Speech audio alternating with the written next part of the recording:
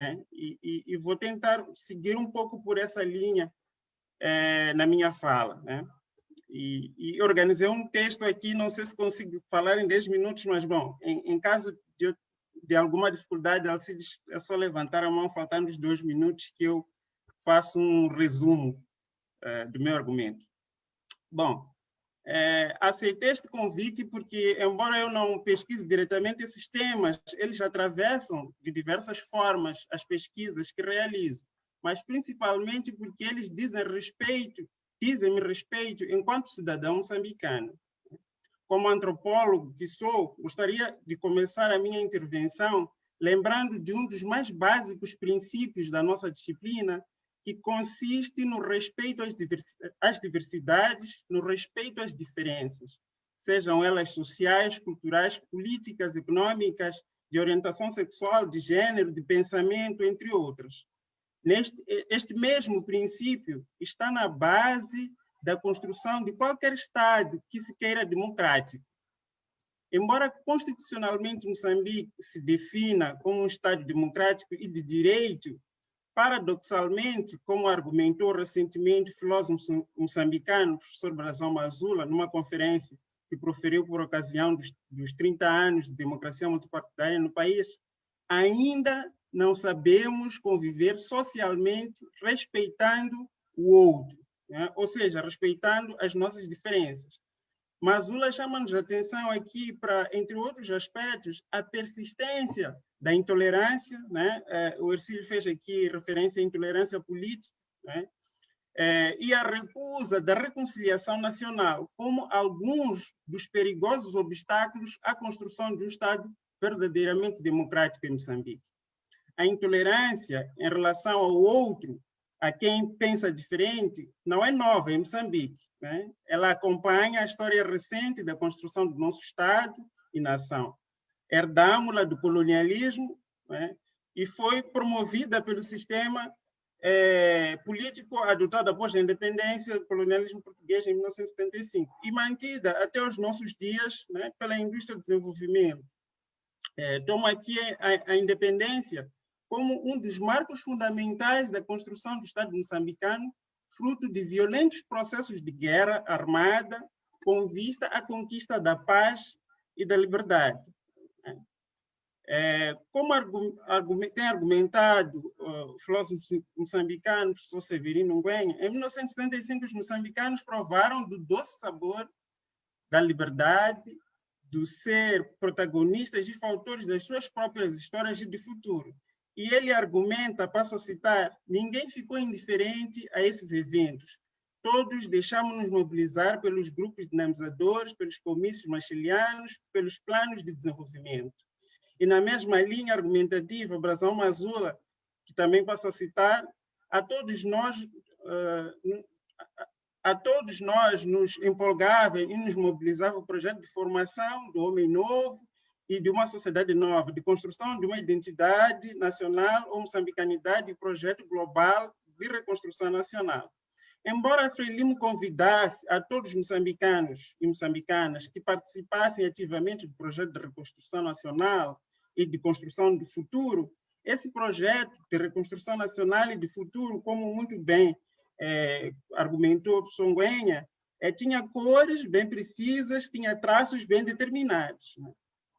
Então, a tarefa de escangalhamento do aparelho do Estado colonial e edificação do aparelho centralizado, né, como nós todos sabemos, foi uma tarefa difícil, cheia de conflitos e contradições.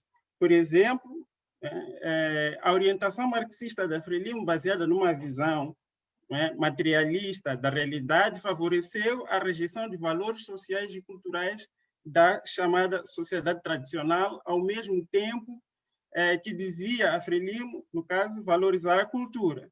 Coloca essa questão, que cultura era essa que a Frelimo valorizava, ou o que entendia a Frelimo, né, naquele contexto como cultura. A ideia de reconstrução de uma sociedade nova, de homem novo, de relações novas ou modernas, portanto, sem discriminação racial, regional, tribal, em oposição ao colonialismo, ao capitalismo e tradicionalismo, acabou produzindo efeitos contrários ao que se pretendia combater, né? Produziu regionalismo de discriminação, perseguição e execução de cidadãos que não se alinhavam, eram críticos às orientações do Partido do Estado. E, nesse contexto, o professor Elísio tem argumentado, né? Tornava-se cidadão aquele cuja maneira de estar na sociedade, né, e na vida era compatível com o projeto socialista. Então, todos os outros, né, ele argumenta, viravam reacionários, chiconhocas, pequenos burgueses, isto é, associais excluídos da cidadania. Ou seja, isso mostra esse caráter, essa cultura política autoritária histórica, né, que nós assistimos hoje. Né? Naquele contexto de um sistema monopartidário, quaisquer margens de diferença de opiniões eram intoleráveis.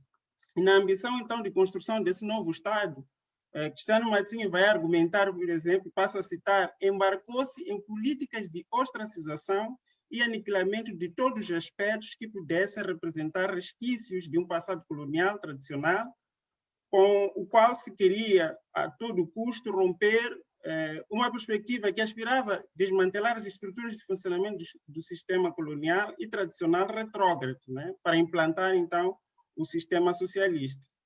Portanto, a Frelimo via a tradição nessa ótica de algo estático e imutável, e, consequentemente, adversária da modernidade do Estado que se pretendia construir. Né? Ou seja, Ingonha vai dizer, né, a Frelimo assumia tudo menos a realidade das nossas diferenças, das nossas controvérsias históricas. Né? E falo aqui da Frelimo, pois, como sabemos, o nascimento do projeto nacional e do Estado em Moçambique está indissociavelmente ligado a ela. Né? Mas isso não é algo só da Frelimo, a Renamo também. Não é? E talvez aí eu tenha diferenças em relação a acreditar que a Renamo desmilitarizou-se, porque poderíamos nos perguntar né, como é que é possível hoje ainda existam homens armados, né, da Renamo. Né? Então, a intolerância da Frelimo esteve na base do prolongamento da guerra civil em Moçambique, como muito bem demonstrou Christian Jeffrey em seu livro A Causa das Armas, na medida em que a Frelimo impôs, em nome do povo, políticas de desenvolvimento, aliás, ao mesmo, especialmente no âmbito do desenvolvimento rural, que produziram rupturas sociais e políticas internas das sociedades, né, em Moçambique. E isso nós sabemos muito bem porque, né, tem as políticas de desenvolvimento rural que foram adotadas pela Frelimo levaram à criação das aldeias comunais, das campanhas de operação limpeza, operação produção, e tudo o que isso significava, não é, naquele contexto. Eu vou pular aqui e dizer que os dirigentes da Frelimo, então, foram incapazes de pensar, como aponta Jeffrey, a construção do novo Estado-nação, sem, ao mesmo tempo, apagar as diferenças e as heterogeneidades concretas e históricas dos grupos sociais que se pretendiam unir e integrar sob o signo de uma identidade única, né? A cidadania moçambicana. Desculpa, podes mesmo falar em 1 minuto? Fim... Em 1 minuto, no máximo 1 minuto e meio. Tá certo. Tá certo.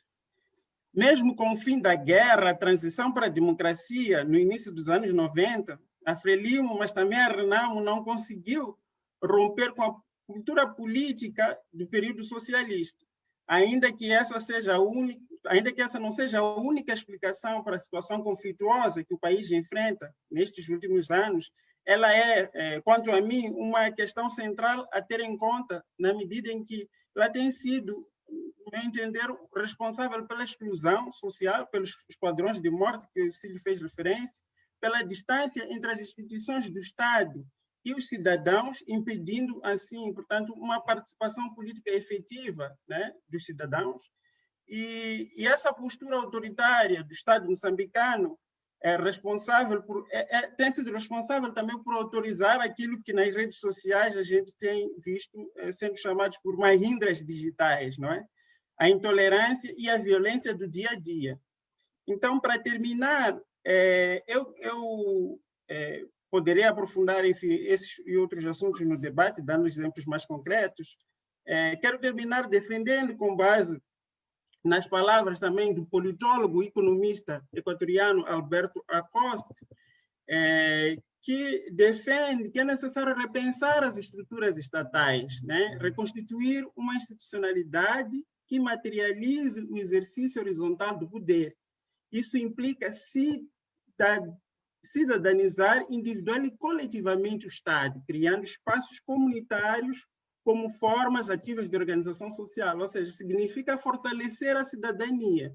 Portanto, a democracia ela precisa, né, nesse sentido, ser repensada, aprofundada, e a questão política ela é fundamental. Essa questão, que o professor Elise muito bem tem chamado a atenção, que é trivializada, né, dentro desse contexto da indústria de desenvolvimento, né, e que faz com que nós tenhamos uma democracia dos espectadores, ou seja, nós mais assistimos aquilo que os outros em nosso nome fazem do que propriamente participamos desse processo. E eu penso que essa é a questão fundamental que nós devemos discutir, como então fortalecer a democracia no contexto de Moçambique.